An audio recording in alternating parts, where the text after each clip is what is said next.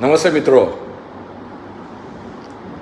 मैं किशोर चंडक शोलापुर आज अपने कुछ संग्रह के बारे में, मेरे कुछ छंदों के बारे में मैं आपसे बात करने वाला हूँ। वैसे पहले मैं सोचा था कि मैं मराठी में बात करूँ, लेकिन बाद में सोचा कि शायद और भी कुछ लोग जो कलकत्ता, दिल्ली, चेन्नई से देखने वाले हैं, उनके लिए मुझे लगा कि मैं चलो इसको हिंदी में बात करूँ। एक बिल्डर होने के नाते मुझे हर कोई ये सवाल पूछता है कि एक बिल्डर होते हुए आपको ये सब, जैसे मैं स्टैम्प कलेक्ट करता हूँ, कॉइन कलेक्ट करता हूँ, नोट्स कलेक्ट करता हूँ, ऑटोग्राफ्स कलेक्ट करता हूँ, तो बचपन में हर एक को टिकट कलेक्ट करने का शौक़ तो होता ही है, और वैसे ही मुझे भी हुआ। ये शौक़ बढ़ते बढ़ते गया। इस शौक़ ने मुझे काफ़ी नाम और शोहरत दी। जैसे मेरे काम ने दी, वैसे मुझे ये दी। और ये शौक़ के खातिर दोस्तों, आप ये सोचिए कि मेरे हाथ में क्या क्या नायाब चीज़ें लगी। मैं कुछ चीज़ें बताऊंगा और फिर दूसरी चीज़ के पास जाऊंगा। सबसे पहले मैं आपको जो चीज़ बताने जा रहा हूँ वह है महाराष्ट्र के दैवत छत्रपति शिवाजी महाराज की सोने की मुद्रा। यह है होन। छत्रपति शिवाजी महाराज के राज्याभिषेक के वक्त ये होन निकाले गए थे, जिस पर एक तरफ श्री राजा शिव और दूसरी तरफ छत्रपति लिखा हुआ है। दुनिया में आज के तारीख को सिर्फ ये 7 या 8 होन है जो किसी लोगों के पास है। वैसे ही शिवाजी के वक्त ही, शिवाजी ने ही चांदी की भी मोहर के साइज़ की एक होन निकाली थी, जिसको चांदी होन बोलते हैं। और ये जो होन है मित्रों, ये अभी तक सिर्फ 2 ही मिली है। तो आप समझ सकते हो कि कितनी नायाब चीज़ें ये देखने में मिली। जब मैं कॉइन कलेक्ट करने लगा, उसके साथ साथ लगा उनको दिखा दूँ कि ये दुनिया का सबसे पहला स्टैम्प, इसे ब्लैक पेनी कहते हैं, इंग्लैंड ने इसे निकाला था। और इसके लिए आज तक इंग्लैंड के कोई भी टिकट पर उनके देश का नाम अंकित नहीं होता है, जैसे यूनाइटेड किंगडम या यूके या ब्रिटेन। ये उनकी एक खासियत है और वो उसको मान के चलते हैं कि हमारा हक है। और इसी शौक़ की वजह से मैंने हाल ही में एक किताब निकाली, encyclopedia of early Indian cancellation and postmark 1852 से 1900।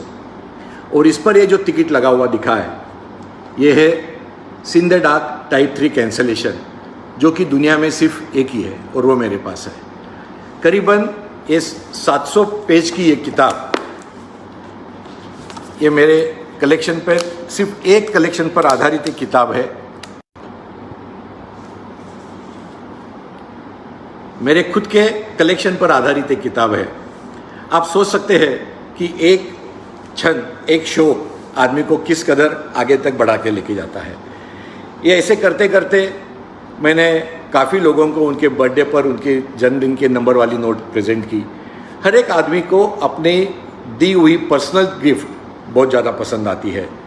आपके लिए बताऊं मैं कि मैंने सुनील गावस्कर के लिए, सचिन तेंदुलकर के लिए खास करके एक कलेक्शन बनाया है। सचिन तेंदुलकर ने 100 सेंचुरीज बनाई। मैंने 100 सेंचुरीज के सचिन तेंदुलकर के कौन सी सेंचुरी उसने कौन से दिन की, वो मैंने उसकी नोट तैयार की। जैसे मान लो कि उसने सबसे पहले सेंचुरी 14 अगस्त 1990 में बनाई और उसने उसमें 118 रन बनाए थे।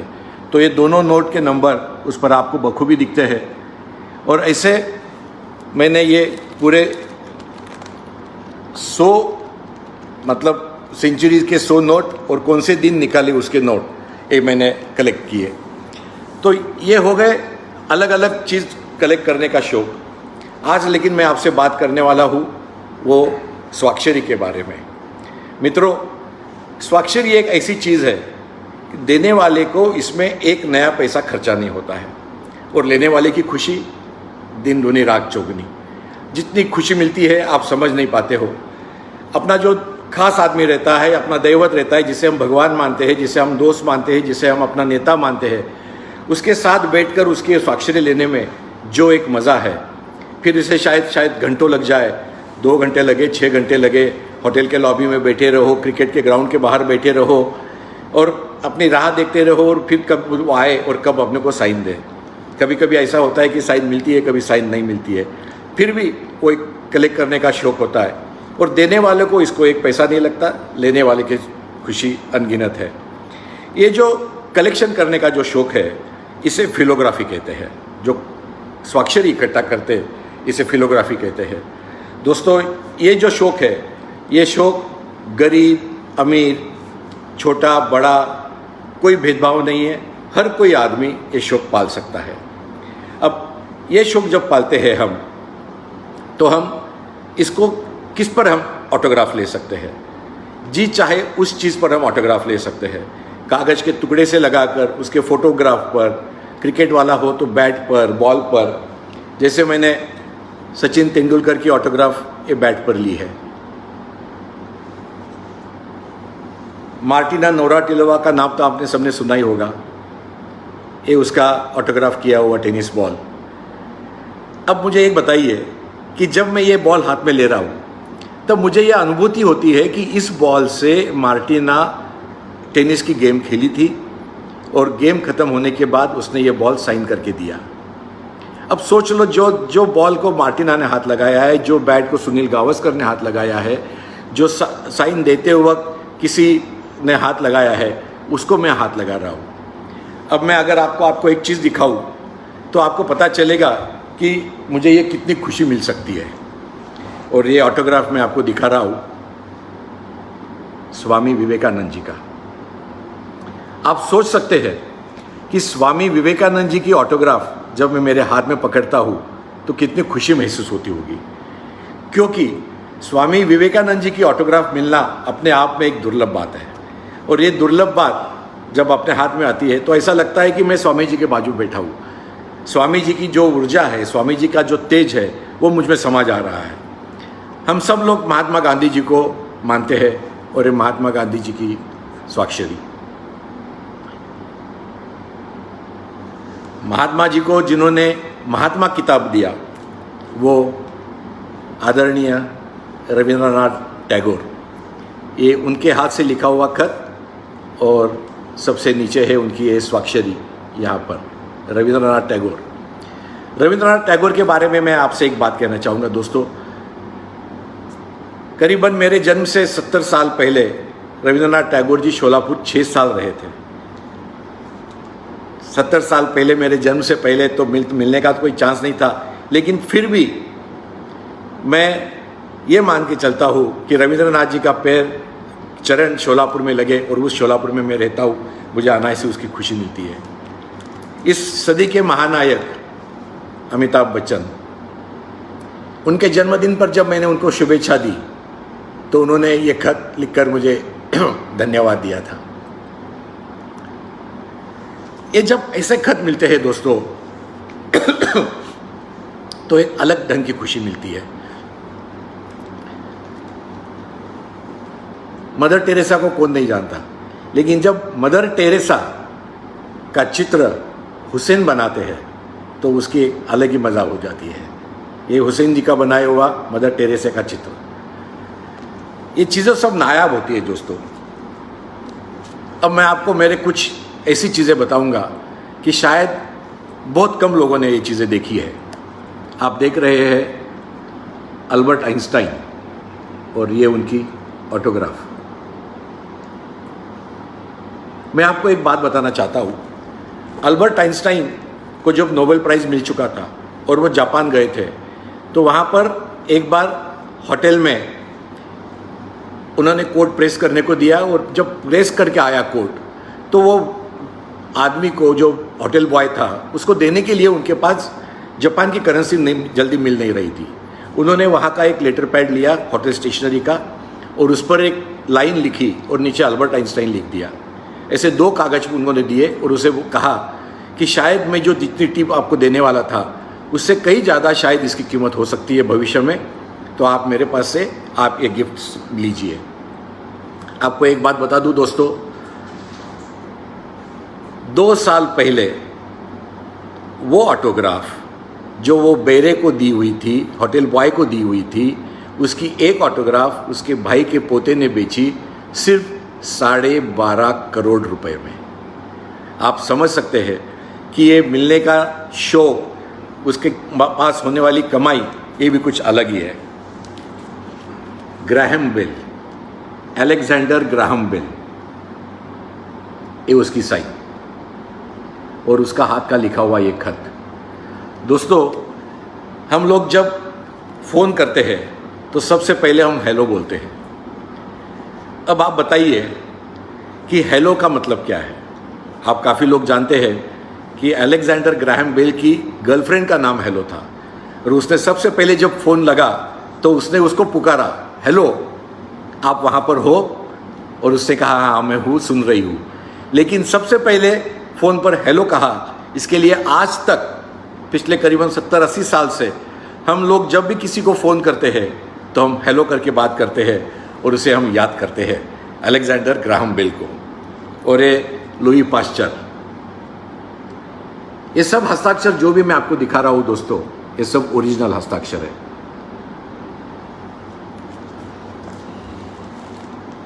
इसी श्रेणी में आज जब यहाँ मैं आप बैठा हूँ, रोशनी है और ये रोशनी की वजह से मेरा चेहरा आपको अच्छा दिख रहा है, मैं जो दिखा रहा हूँ आपको दिख रहा है, वो रोशनी इस दुनिया को देने वाला थॉमस अल्वा एडिसन, और उसका ये चेक दिया हुआ और ये चेक पर दी हुई उसकी साइन।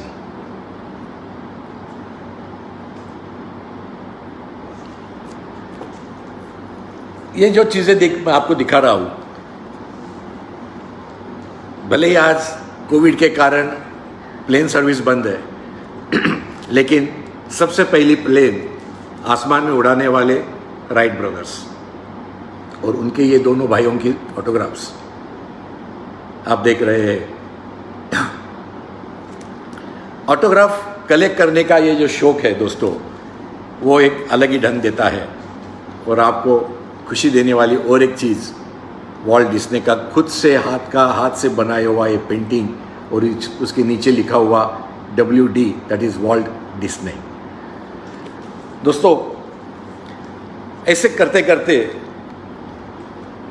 रॉबर्ट पेरी, जिसने सबसे पहले उत्तर ध्रुव पर पैर रखा, जहाँ पर करीबन 111 साल बाद मैंने पैर रखा,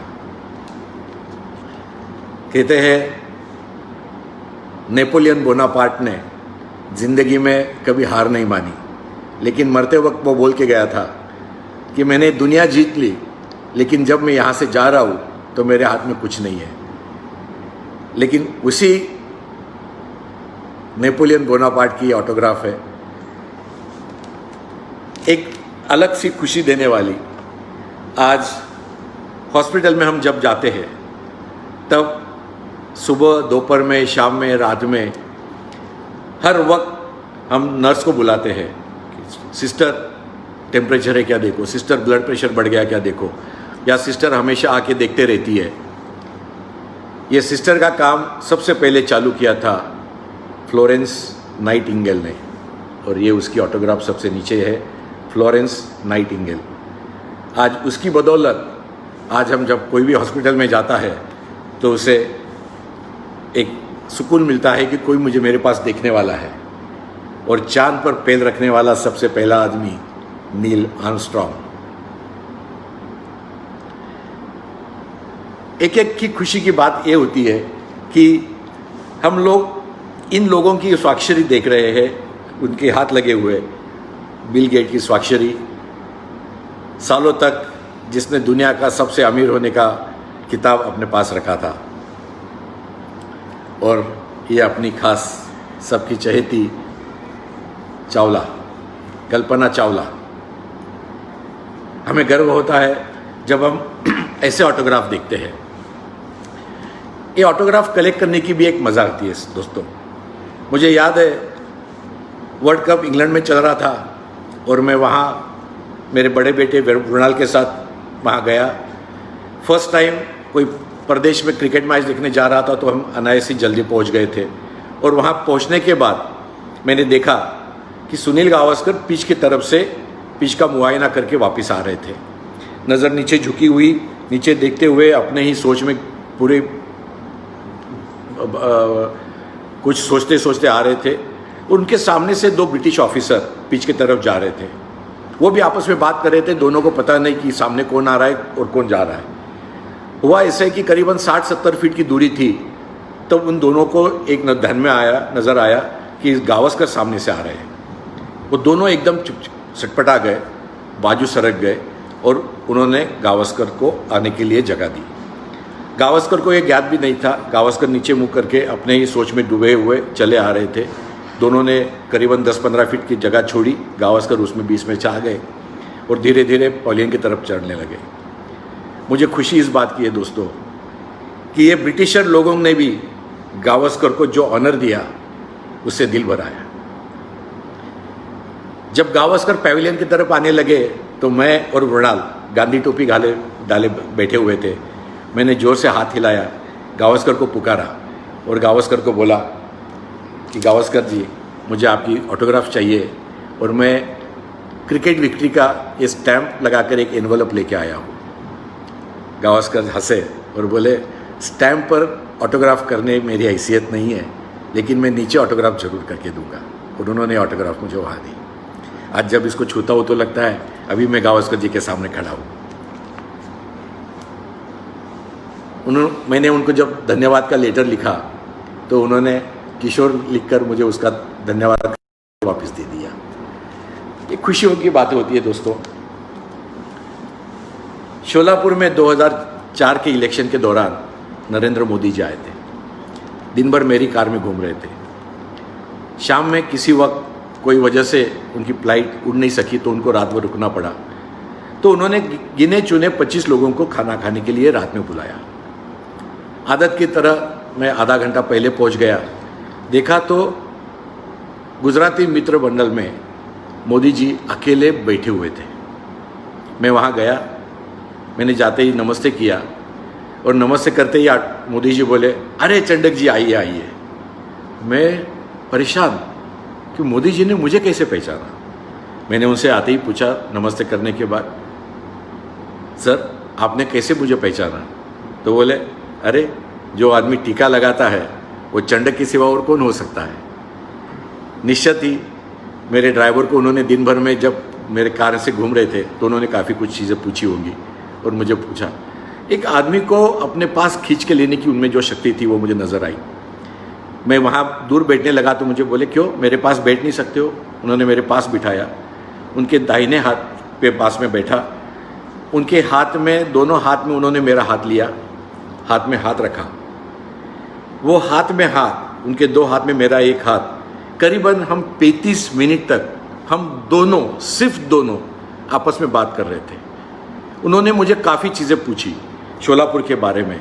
और जब अगले इलेक्शन में आए थे लेक्चर देने, तब वो बातों का जिक्र उन्होंने किया था 5 साल के बाद। आप सोच सकते हैं कि एक आदमी क्या क्या याद रख सकता है। और ये रही तब उनके पास से ली हुई उनकी ऑटोग्राफ। वैसे ही शोलापुर में दोस्तों APJ अब्दुल कलाम जी आए थे। मेरे पास काम था शोलापुर में एशिया की सबसे बड़ी दूरबीन का ओपनिंग करने के लिए। मेरे पास काम था कि चंद्रकांत जी काकोडकर के साथ में रहने का।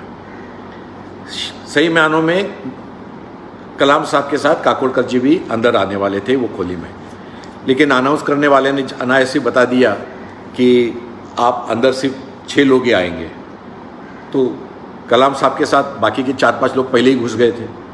तो काकोडकर जी बाहर खड़े रहे और मेरा काम था कि काकोडकर जी के पास खड़ा रहूं। मैं खड़ा रहा।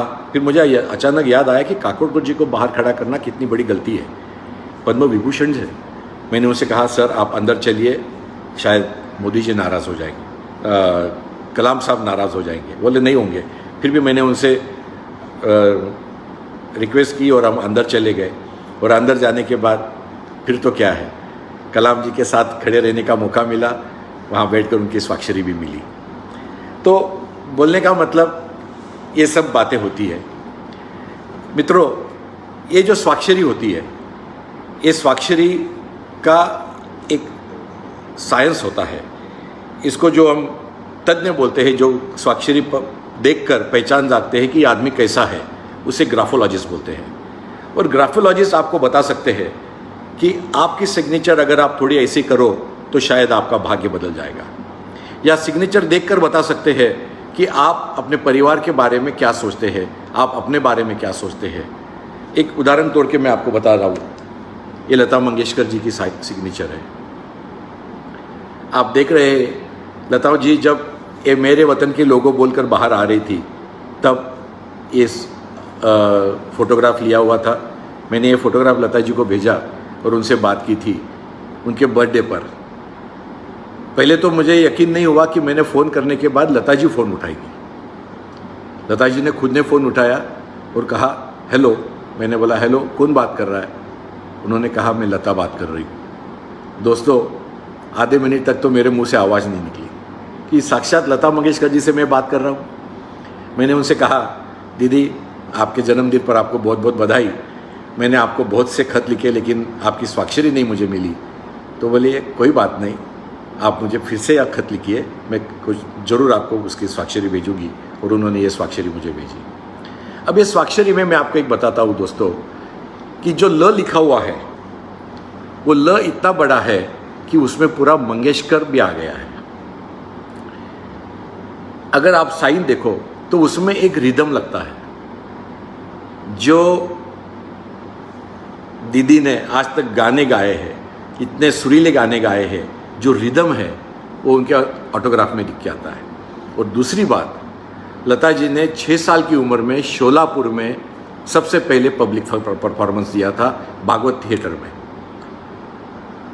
तो लता जी 6 साल की उम्र थी तब से अपने परिवार के लिए अर्थार्जन कर रही थी। लेकिन इनकी ऑटोग्राफ दिखाती है कि जो ल है वो पूरा ल उनके बाहर तक आया हुआ है, मंगेशकर पूरा उसमें समाया हुआ है। तो इसका मतलब ये हुआ कि लता जी आज भी उनके परिवार के लिए उतनी ही सजग है, उतनी ही ध्यान रखती है। हर एक का ध्यान रखने में उनको बड़ा आनंद मिलता है। और सिग्नेचर के नीचे उनकी जो लाइन लगी हुई है वो दिखाती है कि वो कितनी कॉन्फिडेंट होती है। किसी ने मुझे अभी पूछा कि और क्या समझ सकते हैं, और एक चीज़ आपको दिखाता हूँ दोस्तों। ये हिटलर की 2 ऑटोग्राफ्स हैं, शायद आप देख रहे हो। इसमें जो पहली ऑटोग्राफ है, ये जो ऑटोग्राफ है, इसमें एडोल्फ हिटलर की जो ऑटोग्राफ है वो काफ़ी सीधी है। और अगर आप ये ऑटोग्राफ देखोगे तो इसमें नज़र आएगा कि एडोल्फ हिटलर दिखने के बाद जो हिटलर है वो पूरा नीचे तक आया हुआ है। मतलब करीबन 90 डिग्रीज में उसकी ऑटोग्राफ नीचे आ गई थी। ये ऑटोग्राफ सीधा बता रही है कि हिटलर का जो डाउनफॉल चल रहा था वो डाउनफॉल उसकी वजह से हो रहा था कि उसकी ऑटोग्राफ उसने बदली नहीं थी। अगर शायद हिटलर अपनी ऑटोग्राफ बदल देता तो दुनिया का इतिहास कुछ अलग हो जाता दोस्तों। बोलने का मतलब ये है कि अगर अपना भविष्य अपने को बदलना है, अपना भाग्य अपने को बदलना है, तो हम किसी ग्राफोलॉजिस्ट को अगर दिखा दे अपने ऑटोग्राफ, अपने हस्ताक्षर, वो अगर कुछ अपने को कहे कि यह इस ढंग से आप अपने हस्ताक्षर बदले, तो निश्चित तौर से आप अपना भाग्य बदल सकते हैं दोस्तों। मेरे इस ऑटोग्राफ के दौरान, कलेक्शन करने के दौरान काफ़ी लोगों का सहयोग मिला दोस्तों। आज उनका उल्लेख करना मेरे लिए अनिवार्य है। मैं आज सबसे पहले बताऊंगा, मेरी कॉलेज, इंजीनियरिंग कॉलेज की मेरी फ्रेंड सुषमा पाठक, एक बार ऐसे ही बात करते करते मैंने उसे कहा कि मैं ऑटोग्राफ कलेक्ट करता हूँ। उसने मुझे कहा कि तू अभी, मैं बॉम्बे नहीं रहती हूँ, पुणे आ गई हूँ, मुझे मिलने घर आना। मैं जब घर गया दोस्तों, उसने मेरे हाथ में इतने सारे ऑटोग्राफ्स के बुक और डायरीज रख दी कि पता नहीं उसमें क्या क्या खजाना छिपा हुआ था। भीमसेन जोशी थे, अल्लाह रखा थे, रविशंकर जी थे, कुमार गंधर्व थे, किशोरी आमोणकर जी थी।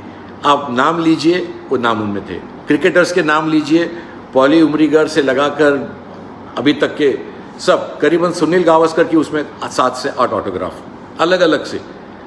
सुनील गावस्कर की पुरानी ऑटोग्राफ, मतलब जब सुनील गावस्कर खेलने चालू कर रहे थे तब से लगाकर अभी तक की ऑटोग्राफ उसमें थी, और उसने वो ऑटोग्राफ सिर्फ मुझे दे दी।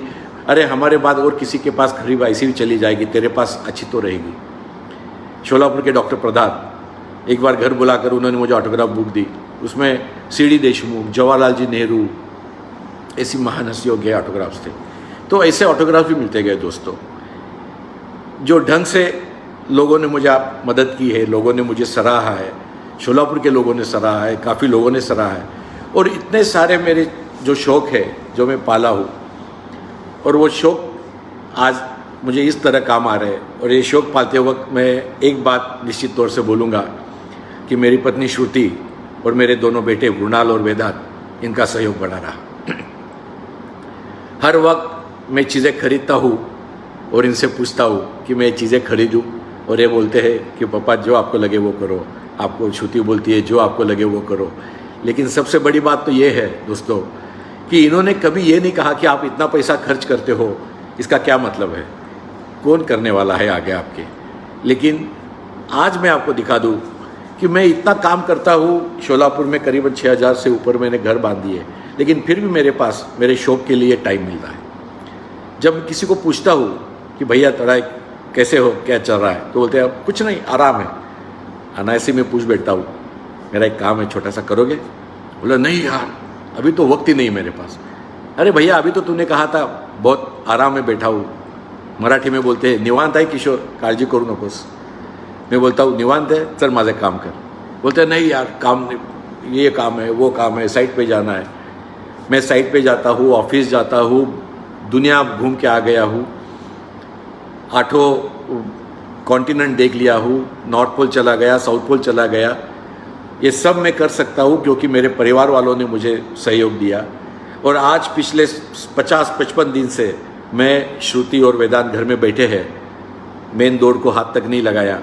लेकिन हमें वक्त नहीं मिलता है दोस्तों।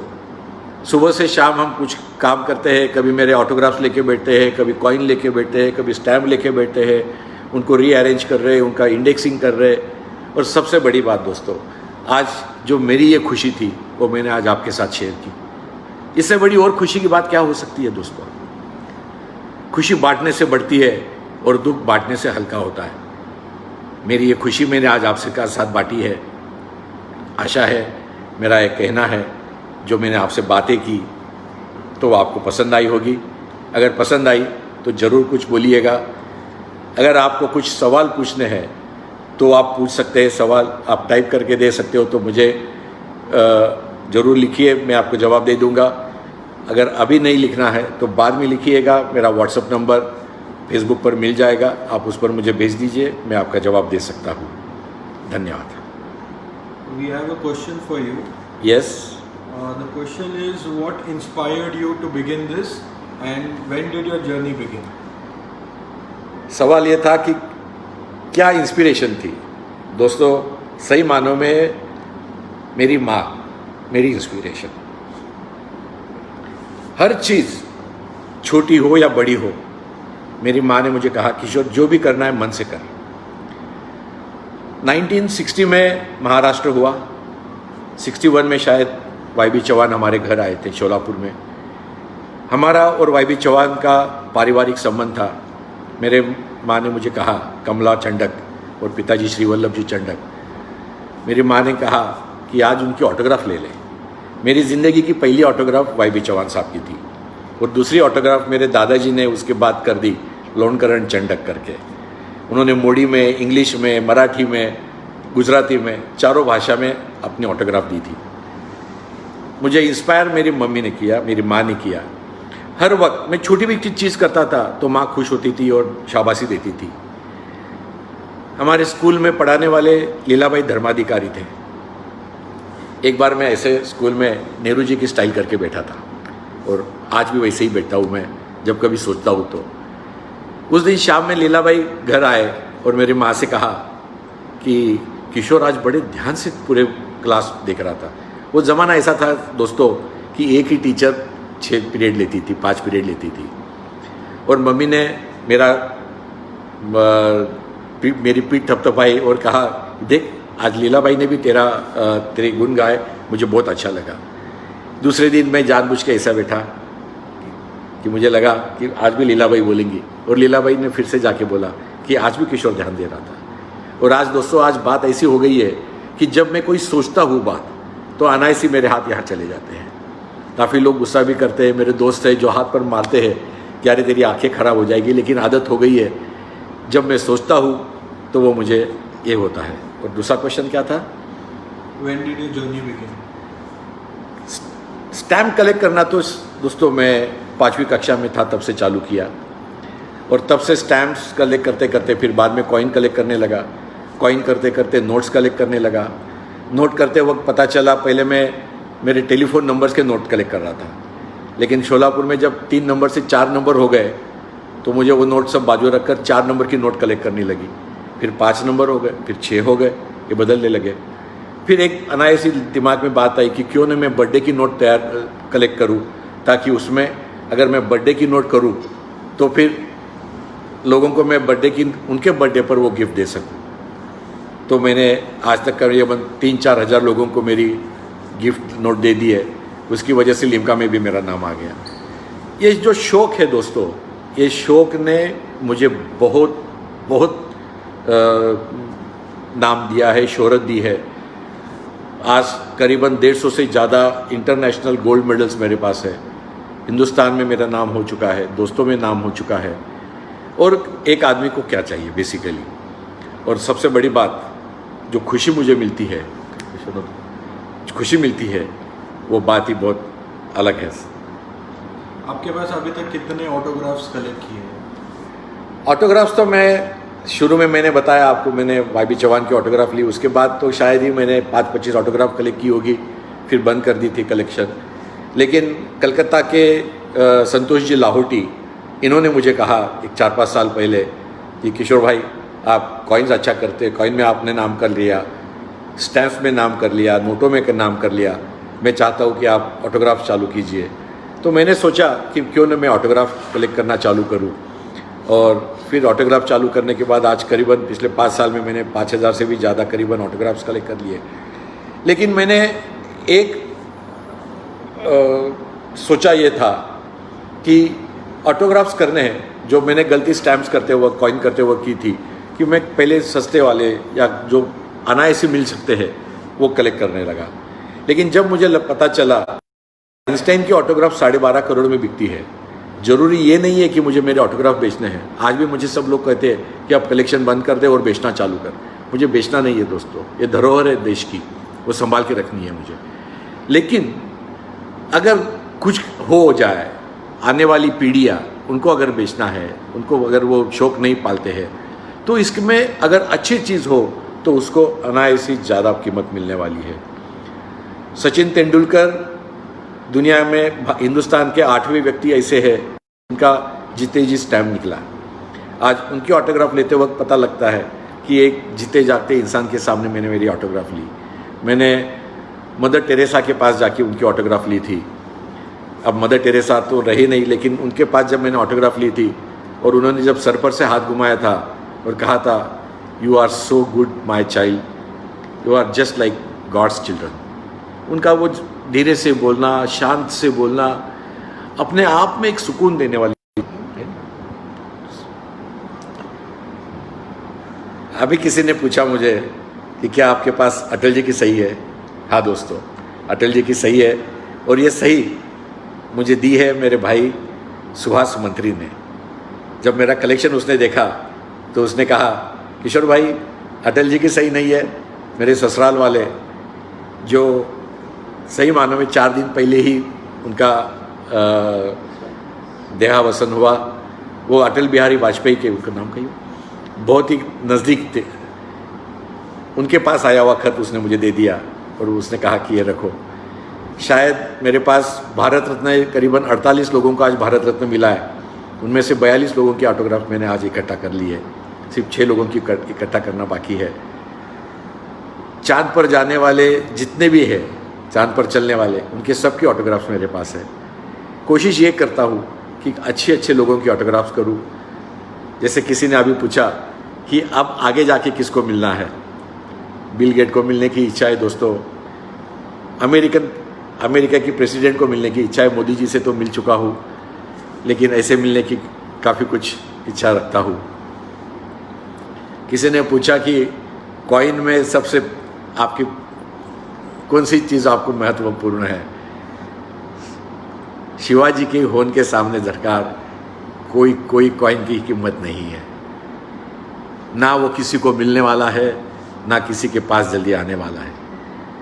आप एक मान के चलिए कि जब राज्याभिषेक हुआ था शिवाजी का, तब शिवाजी की सोनों के होन से तुला की गई थी। सोनोपन डबीर, जीजाबाई, शिवाजी की माता जी और छत्रपति शिवाजी, ये तीनों की तुला इस सुवर्ण होन से हुई थी। और ये सुवर्ण होन के तुला होने के बाद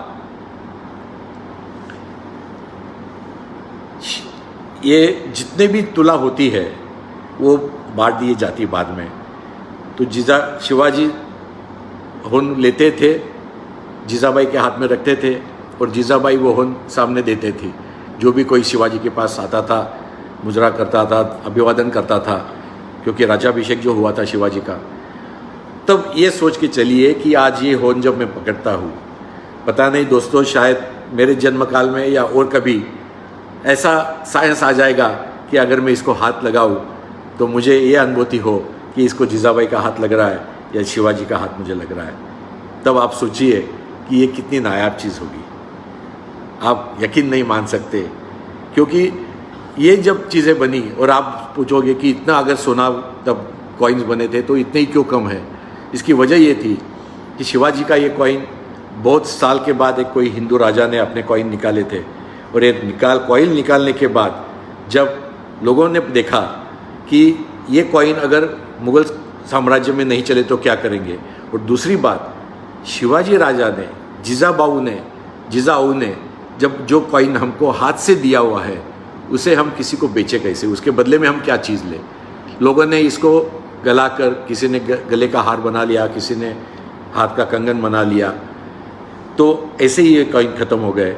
गिने चुने 8 कॉइन बाज़ार में है, एक छत्रपति के खुद के पास है, एक prince of Wales museum Mumbai में है, ऐसे बहुत कम है। तो ऐसी ये बातें हैं।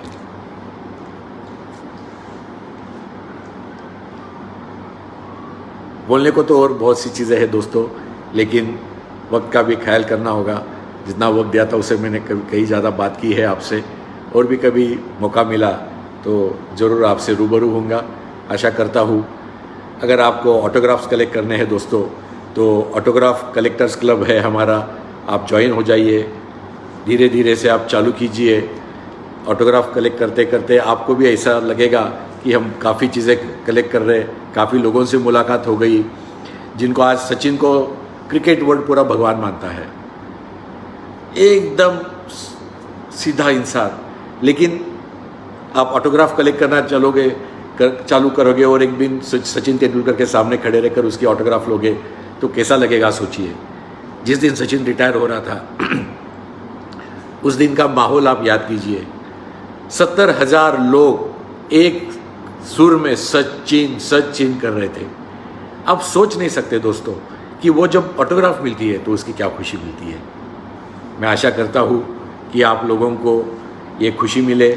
आप लोग लेटर लिखकर, सामने जाकर, या अगर ज़रूर पड़े तो खरीद कर, क्योंकि जो मिलती नई चीज़ उसको खरीदना पड़ेगा। कुछ लोग इसके अगेंस्ट में भी रहते हैं कि खरीदना ही नहीं चाहिए, ऑटोग्राफ खुद जाके लेनी चाहिए, लेकिन हर वक्त इतना वक्त अपने पास रहता नहीं है। तो जिस तरह से मिले आप कनेक्ट करना चालू कीजिए। एक आपको सुकून देगा, आपको आनंद देगा, आपके परिवार को आनंद देगा और साथ ही साथ देखने वालों को भी आनंद देगा। आप इतने बड़ी मात्रा में आप सुन रहे हैं, मैं देख रहा हूँ, एक के बाद एक नोटेशन आ रहे हैं मुझे, लेकिन पूरे नोटेशन को मैं पूरा जवाब नहीं दे सकता हूँ। बहुत लोगों ने कहा है यस ऑटोग्राफ चालू करने को। I will start from your autograph. बहुत बहुत धन्यवाद गौरी आसावा जी, मैं आपका बहुत बहुत आभारी हूँ कि आप मेरी ऑटोग्राफ लेना चाहती है। आप ज़रूर आइए, मिलिए, मुझे बहुत खुशी होगी। मैं इतना बड़ा आदमी तो नहीं हूँ, लेकिन ज़रूर ऑटोग्राफ आपको ज़रूर दूंगा, इसके लिए कि मैं एक शौकीन आदमी हूँ। बहुत प्यार से मैंने हर चीज़ कलेक्ट की है, आप भी वैसे ही कलेक्ट करना। थैंक यू वेरी मच, धन्यवाद।